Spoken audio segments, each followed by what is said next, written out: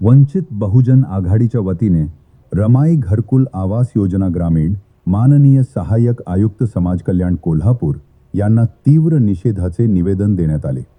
रमाई घरकुल योजना ही अनुसूचित जाती व नवबौद्ध घटकांसाठी जीवनावश्यक व हक्काची योजना आहे।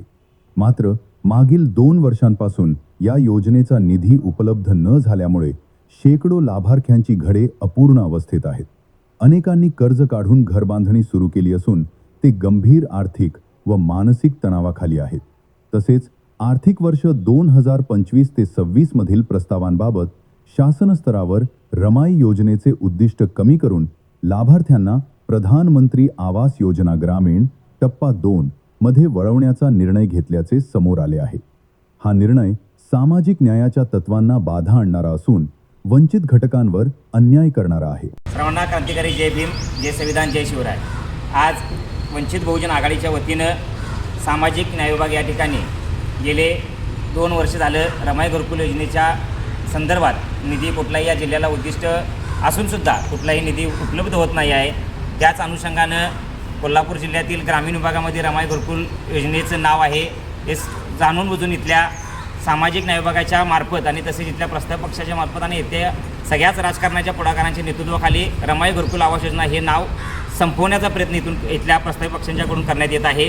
त्याच अनुषंगानं आज वंचित बहुजन आघाडीच्या वतीनं कोल्हापूर जिल्ह्यामध्ये असणाऱ्या रमाई घरकुल योजनेच्या संदर्भात कुठल्याही पद्धतीचं योजनेला धक्का लागता कामा नये, योजनेमध्ये असणाऱ्या सर्व त्रुटी लवकरात लवकर त्या पूर्ण करण्यात यावा, रमाई घरकुल योजनेचा जास्तीत जास्त प्रसार आणि जाहिरात त्याची करण्यात यावी। सामाजिक न्याय विभागाच्या कोणत्याही महापुरुषांच्या नावाने असणाऱ्या योजनेला कुठल्याही पद्धतीचा गालबोट लागता कामा नाही किंवा ते नाव पुसता कामा नाही, या अनुषंगानं वंचित बहुजन आघाडीच्या वतीनं जिल्ह्याच्या वतीनं आज या ठिकाणी निवेदन देण्यात आलेलं आहे। वंचित बहुजन आघाडीच्या वतीनं पुढील ठाम मागण्या करण्यात आल्या आहेत।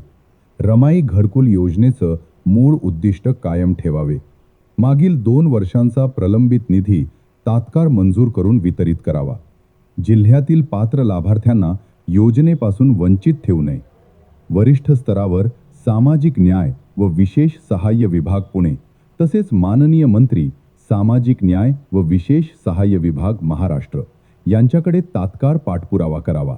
अन्यथा 15 दिवसांच्या आत सकारात्मक निर्णय न झाल्यास जिल्हाधिकारी कार्यालयासमोर तीव्र आंदोलन, धरणे, मोर्चा व उपोषण छेडण्यात येईल, असा इशारा वंचित बहुजन आघाडीच्या वतीनं देण्यात आला आहे। निर्माण होणाऱ्या परिस्थितीची संपूर्ण जबाबदारी प्रशासनाची राहील, असेही स्पष्ट करण्यात आले आहे। गरजू व वंचित समाज घटकांच्या हक्कांसाठी लढा अधिक तीव्र करण्यात येणार असल्याची भूमिका पक्षाच्या वतीनं जाहीर करण्यात आली आहे। यावेळी वंचित बहुजन आघाडी जिल्ह्यातील सर्व पदाधिकारी मोठ्या संख्येनं उपस्थित होते।